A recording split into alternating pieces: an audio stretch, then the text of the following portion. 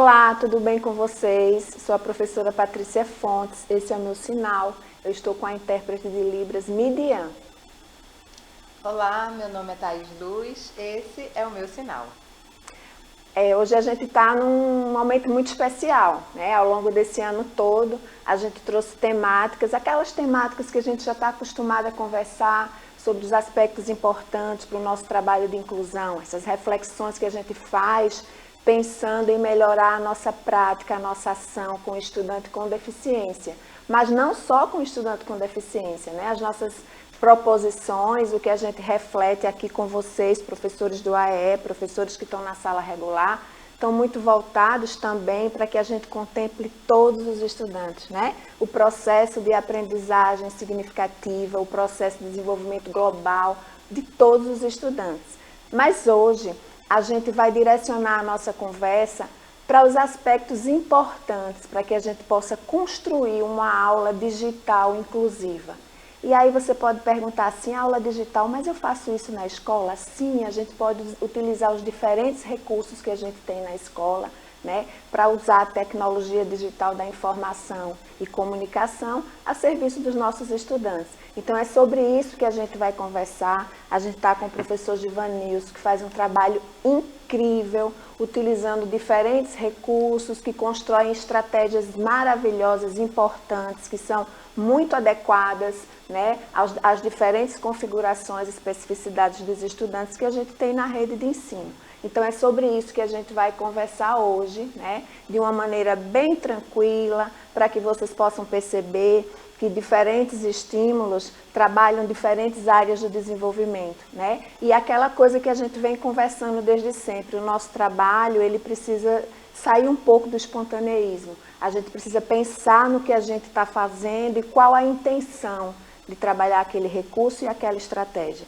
Então, algo que parece ser muito natural, muito espontâneo, mas tem aspectos ali que são indispensáveis para o desenvolvimento desses estudantes. E é sobre isso que a gente vai conversar, né, Thaís? Exatamente. E Givanilson, a gente chama ele de Giva. O professor Giva está aqui hoje. Giva, obrigada por estar aqui com a gente hoje. Para quem não conhece você, que a gente fala aqui com o professor do AEE, conta para elas quem é você. Eu sou professor aqui da rede municipal. Primeiramente, um prazer para mim estar aqui com vocês hoje. E sou professor aqui também, né? A gente trabalha junto, desenvolve um trabalho também com as aulas digitais e outros trabalhos. Então, quem não me conhece, sou o professor Givanilson Soares e formado em pedagogia. Muita gente às vezes confunde e acha que eu tenho uma formação em música, mas a música é algo que eu utilizo bastante na sala de aula, eu utilizo muito no meu dia a dia, no meu cotidiano, por gostar, por ter afinidade também. E aí eu coloco isso na minha prática, todos os dias. E aí essa música atrelada às diversas atividades, os componentes curriculares que a gente tem que trabalhar. Então eu sempre tento utilizar a música como uma ferramenta que vai contribuir bastante para chamar a atenção, para interagir, para dar dinamismo à aula. Eu utilizo bastante. Que bom. Ao longo do ano, a gente trouxe temas específicos, não foi, Thaís? Isso. A gente falou sobre estimulação cognitiva, a gente falou sobre o trabalho com estimulação sensorial, né? E aí, todo o campo cognitivo que a gente precisa contemplar no trabalho que a gente faz na sala de recursos multifuncionais, aquelas conversas que a gente tem sempre, né? E como que a gente faz esse trabalho também junto com o nosso colega que está lá na sala regular? A minha fala agora, né, está se destinando ao meu colega AEE, né, mas pensando sempre, né, em como dinamizar esse trabalho na sala regular para todos os estudantes. E aí, quando a gente pensa em estimular sensorialmente, eu fico super animada e super feliz e não canso de exaltar o trabalho que Giva faz, né, porque é um trabalho com diferentes estímulos, né, auditivos, relacionados à percepção tátil, à percepção visual, né, e que trabalha campos importantes para que essas crianças possam se apropriar de habilidades lá na sala regular, né, aquelas habilidades que a gente deseja tanto para que eles se apropriem do saber formal, né, do saber escolarizado. Então, Giva, eu percebo que você trabalha bastante com a questão do estímulo auditivo. Né? Na sua prática na sala regular, quando você estava na sala regular, como você percebia a interação do estudante com esse tipo de estratégia? Eu gosto de usar bastantes recursos do dia a dia, né, do cotidiano. Eu costumo construir junto com eles diversos recursos, mas isso começou com um instrumento simples que eu levei para a sala de aula. E já no meu início, né, já no começo, eu tive muita dificuldade com esse processo de chamar a atenção, chegar na sala de aula e trabalhar um conteúdo e fazer com que eles ficassem prestando atenção realmente no que eu estou falando, no que eu estou dizendo, interagisse dentro daquela proposta. E aí eu tive a ideia, eu vou levar um pandeiro. Eu gosto de tocar, tá, eu vou levar um pandeiro para ver como é que se comporta, né? Como é que a gente consegue, o que é que eu vou ter ali naquele momento. Eu estava curioso para saber qual seria a reação deles quando vissem um instrumento, porque geralmente a gente não encontra isso nas salas de aulas regulares, né? Sim. Um instrumento musical. É. Então, tirei o pandeiro. Quando eu tirei o pandeiro da bolsa, mesmo sem produzir nenhum som, acho que a partir do momento que eu tiro o instrumento, coloco na mão, eu já vejo os olhares curiosos, o que será que vem por aí? E isso tem toda a turma, né? Todos eles olhando e querendo saber, quando há aquela expectativa, o que é que o professor vai fazer com esse pandeiro? E aí eu trabalhava com turmas nessa época, era uma turma de primeiro ano, então está naquele processo de alfabetização, né? E eu só vou levar algumas músicas que estejam relacionadas a esses conteúdos para que eles cantem, para que eles se divirtam, para que seja um momento onde a gente consiga aprender brincando, se divertindo. E eu chegava, vamos lá, vou fazer uma música aqui com vocês e eu quero que vocês respondam junto comigo. Aí eu dizia um B com um A, aí vocês vão responder beabá, um B com um E, B é bé. Então eu ia cantando e eles iam repetindo, isso já estava no quadro, a gente já tinha conversado. Legal. Então junto com o ritmo, vamos tocar, vamos bater palma, eu quero vocês batendo palma aí. Eles iam interagindo, batendo palma. Como é que bate palma? Aí eu disse, gente, muito simples, se ficar todo mundo batendo palma junto, a gente não vai entender nada, mas se todo mundo fizer assim, ó, você pode bater com as mãos aqui. Quem quiser bate na mesa também, vai acompanhando. Então o fato de, o professor que geralmente pede para que não se bata na mesa, né? O professor está dizendo para eu bater na mesa, então tem uns que estranham. Eles estranhavam. Pode bater na mesa? Pode, vai assim, ó.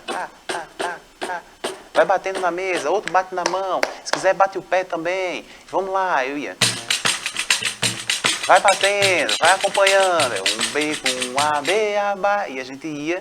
Então esse processo, já no início da minha carreira, né, isso logo quando eu entrei aqui na rede, fez com que eu pensei, eita, o caminho é esse, acho que é por aqui. Foi realmente ali, eu fui aprendendo também junto com eles, porque tinha algumas atividades, algumas situações que eu fui percebendo que não encaixava bem, outras músicas, outros ritmos mais acelerados. Então a gente foi nesse processo construindo juntos, eu fui aprendendo junto com eles a partir do momento que a gente ia interagindo e eu ia percebendo, eita, esse aqui deu perfeito, esse aqui já não rola, esse aqui depende do espaço, e aí a gente vai aprendendo. Nesses anos, hoje eu já tenho eu já sei quando eu chego numa sala de aula ou quando eu vou para um outro espaço, qual atividade mais ou menos ali eu já imagino que vai dar certo com aquele grupo. Mas aí foi um processo de construção. E essa questão do instrumento foi o primeiro passo.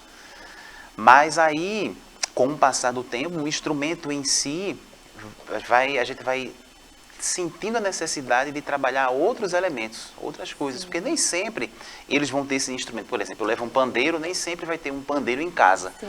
Então, como fazer com que a gente trabalhe aqui na sala de aula, como fazer com que isso saia da sala de aula, vá para a vida.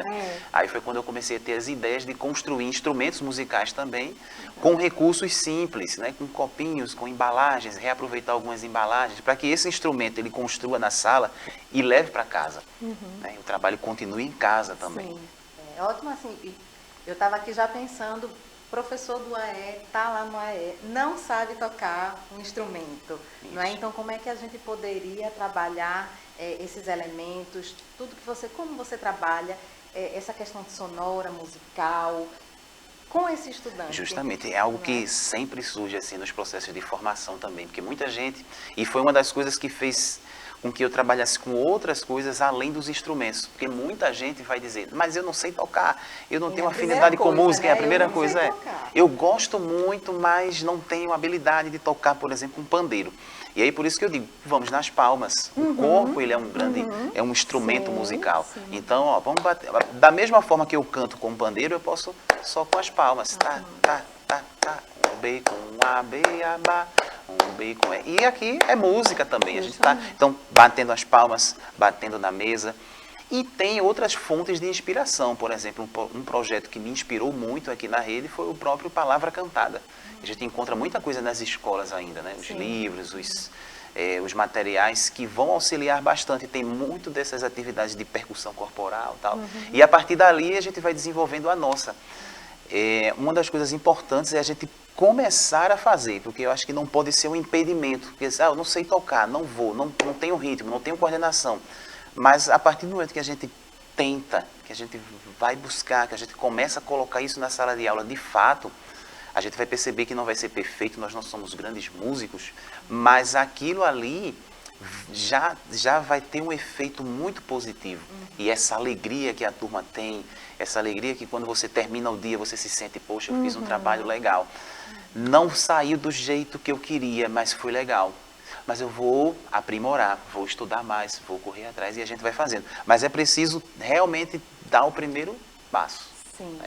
sim. Fazer. Sim. Então, mesmo que não toque nada, mesmo que não toque nenhum instrumento musical, não tenha nenhuma habilidade, a gente vai estudando e vai percebendo que tem atividades muito simples que a gente consegue fazer tocando no corpo, né? Batendo palmas, e todo mundo bate palmas, né? Quando termina algo, batendo palmas, e a gente consegue desenvolver. A própria palma tem forma, se eu fizer assim, tem um som.